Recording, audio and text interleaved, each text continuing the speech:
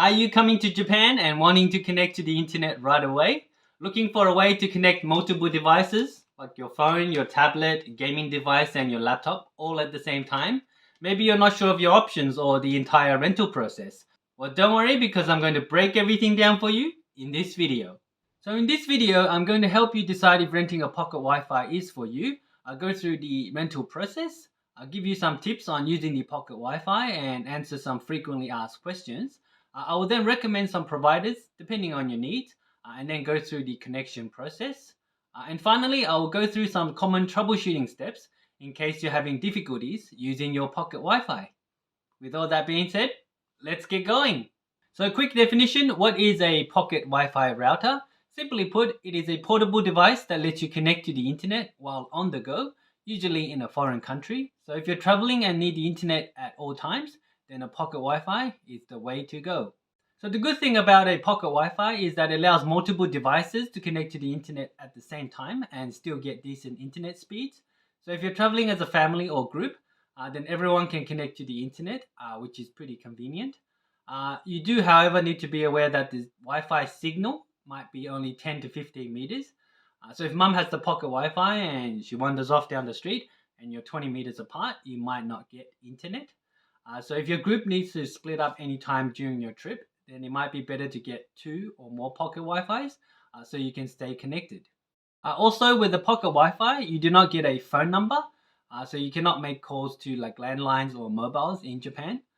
But in most cases, from my experience, you probably don't need to make a phone call unless it's like an emergency, like you lost your luggage somewhere or you need to make a last minute booking, in which case you will need a SIM card.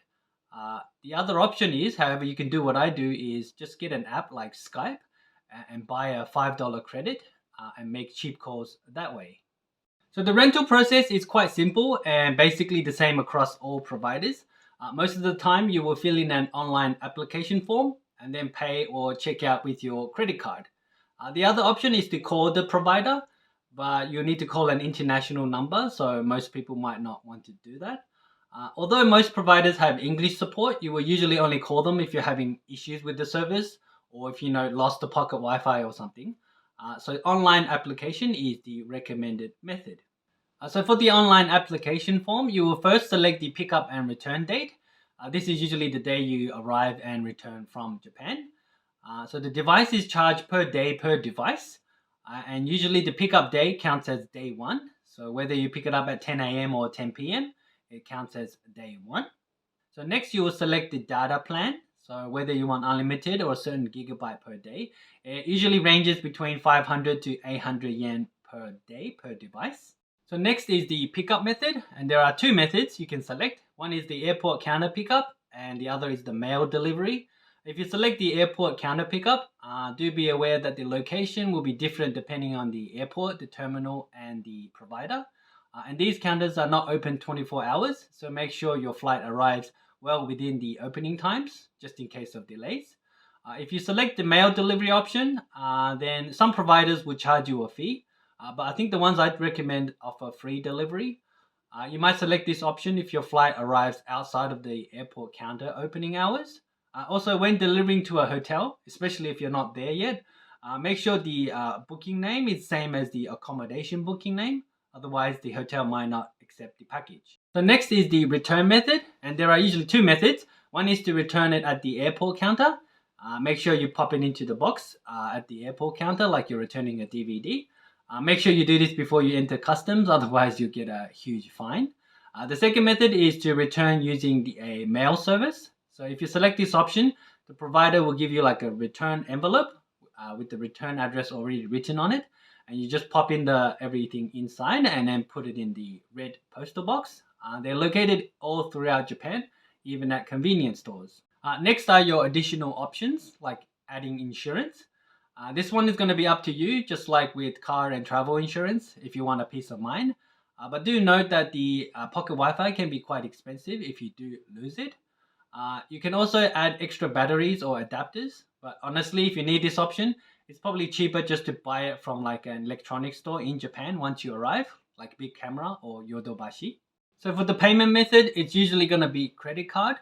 Some providers accept PayPal and others accept Apple Pay and Google Pay.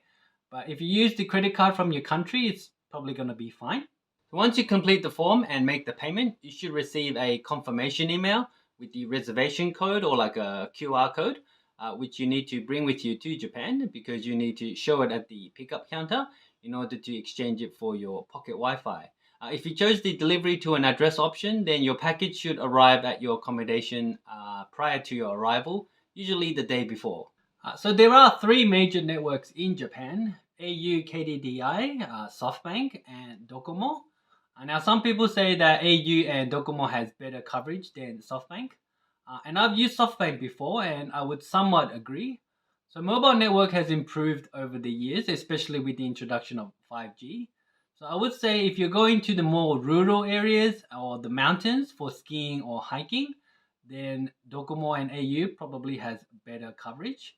Otherwise, if you're staying in the cities for sightseeing, then SoftBank is going to work fine. If you're picking up your pocket Wi-Fi at the airport, I would recommend to turn it on and try to connect to it first, just in case you run into issues, because the staff can help you right there and there. So, for example, if it turns it on in Japanese or if it's missing a cable or something, it's going to be a hassle to go back to the airport or call the provider for help. So most pocket Wi-Fis will be using the 4G or LTE network, but both networks are largely available even in rural areas and underground, so you shouldn't have a problem connecting to the internet at all times. So most providers will advertise a download speed of up to 150 Mbps or more, but realistically, most people will not be getting anything close to these speeds. So according to the Open Signal's Mobile Network Experience Report for Japan in 2022, the average download speed for all users across the three major networks ranges from 37 to 47 Mbps. Link in the description if you're interested to see the breakdown and also other statistics. So regarding unlimited data plans, so in Japan there is something called a fair usage policy in which a network may throttle or cap your speed if you use a large amount of data within a short period of time, even if you have an unlimited plan. If your speed does get throttled though, maybe give it some time and try again. Otherwise, it should reset around midnight. So the battery life for the pocket Wi-Fi is usually between 8 to 11 hours. So it should last the entire day without charging. And I recommend charging the pocket Wi-Fi every night before you go to sleep. You can opt to get an additional battery pack, but you really don't need it if you charge it every night. So the pocket Wi-Fi device itself usually only weighs between 100 to 250 grams. So it's quite light and can fit inside your pocket, hence the name. But some providers give you a lot of accessories, which might end up making the entire package quite heavy. So just be aware of that. So during the booking process, make sure you check or be aware of the additional charges in case of loss or damage. It'll vary depend on the company, but the more accessories there are, the higher the cost will be. If you're worried, then one option is to get insurance for peace of mind. So most pocket Wi-Fi routers allow up to 5 devices or 5 simultaneous connections. If you have more than 5 devices, you can always disconnect the device you're not using and connect the device you are using. If you find that a hassle or if you need to connect more than 5 devices at the same time, then you may need to get a second pocket Wi-Fi unit or choose a provider that lets you connect more devices. So there are a lot of providers offering the pocket Wi-Fi service and they all have their advantages and disadvantages. But just like with shopping, I tend to recommend services that I've used before or have many good reviews from its customers. So here are some recommended providers that I think are good value for money. So the first provider is Ninja Wi-Fi, which I've used before when I visited Hokkaido and didn't really have any issues. Ninja Wi-Fi has three plans, the unlimited 3 GB plan, 5 GB plan, and 10 GB plan, depending on your usage per day. But most of the time, the unlimited 3 GB plan is probably going to be enough, which costs 770 yen. But if you know you're going to be using a lot of data each day and you want to guarantee your speeds without being stopped out by the fair usage policy, then going for the 5 or 10 GB plan might be an option. The other good thing about Ninja Wi-Fi is the simple package they send you, which just includes the pocket Wi-Fi, the adapter, and the charging cable in a soft pouch. So it's very light to carry around with you. Ninja Wi-Fi allows 5 simultaneous connections, so 5 devices, and they're on the SoftBank network. So the next provider is Japan Wireless, and they've been around for quite some time, so you might have heard or even used them before if you've been to Japan a few times. I've used them once before, and I didn't really have any issues with them. They allow the airport pickup as well as the free delivery to an address option, and they provide a free return envelope with the return address already written, so you can just put everything in and pop it in the post when you are done. Japan Wireless probably has the cheapest plan, the unlimited data for 670 yen. But do note of the fair usage policy if you choose this plan. So the good thing about Japan Wireless is they give you a free battery pack, so you can charge the pocket Wi-Fi or your phone. So if you know you can't charge your pocket Wi-Fi every night, then this might be a good option. They also give you the option to get a pocket translator, which supports 72 languages. I haven't used this before, so I cannot comment. So if someone does have experience with it, maybe let me know in the comments what you thought. I'd love to hear it. Japan Wireless also supports up to 10 devices. So if you have a lot of simultaneous connections that you need, then this might be a good option. And Japan Wireless uses the SoftBank network as well. So the third provider is Sakura Mobile. Now I haven't used this provider personally, but I've had friends say it was a pretty good service. They allow the airport pickup as well as the free delivery to an address option. So Sakura Mobile also has the one data plan, the unlimited data for 750 yen, which is also a very cheap option. And Sakura Mobile allows 5 devices or 5 simultaneous connections, but they are on the Docomo network, so not SoftBank, Docomo. So if you don't trust SoftBank for any reason, then this might be the option. So whichever provider you end up choosing though, if you choose airport pickup, make sure to double check the pickup and return airport counter locations and its opening hours, just in case. So maybe take a picture or print it out in case you forget. So the larger airports have different terminals and different counters, so just be aware of that as well. So when connecting your phone or device to the pocket Wi-Fi, I would first turn on airplane mode, just in case. This is to avoid any global roaming charges charged by your mobile carrier back in your own country, and then turn on Wi-Fi. I would then find and select the network or SSID and enter the password for the pocket Wi-Fi. This is usually written on the device itself, maybe on the back.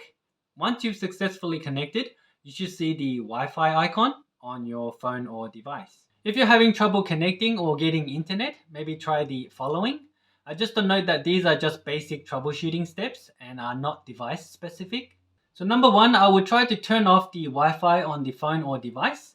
Maybe wait 10 seconds and then turn it on again and then try the internet. So number 2, check the pocket Wi-Fi device itself to see what type of network it's getting. You should see 4G or LTE on the top. If you're getting 3G or no signal, then maybe you're in a spot with bad signal, in an area with bad signal. So I will move above ground if you're underground, or maybe outside and see if you can get a 4G or LTE signal, and then try the internet again. So number 3, if you're having trouble getting internet on one device, I would try connecting with another device if you have one. Maybe try with your tablet or laptop or another smartphone and see if it gets internet. If it does get internet, then the problem might be with your device itself. I would restart it and then try to connect to the internet again. Number 4, if you're still not getting internet, what I would do is turn off the pocket Wi-Fi, wait maybe 20 seconds, and then turn on the pocket Wi-Fi again. Once it gets the 4G or LTE signal, I would try connecting to the internet again. If you're still not getting internet, then the last option is to contact the provider, either via phone or email, which can be a hassle, to try and get support from them. This is the reason why you want to test the Wi-Fi connection as soon as you pick it up at the airport, just in case of connection issues. So hopefully you won't have any connection issues, but if you do, I hope these tips will help you out. So I hope this video has answered some of your questions regarding pocket Wi-Fi rental in Japan and help you make a decision as to whether or not to get one or not. Well, there you go. I hope you've enjoyed this video and found it helpful. Please let me know your experience with the recommended pocket Wi-Fi service if you do choose to use it. Please let me know in the comments below if you have any questions. Please give it a thumbs up and subscribe if you would like to see more content from me. And I'll see you in the next video.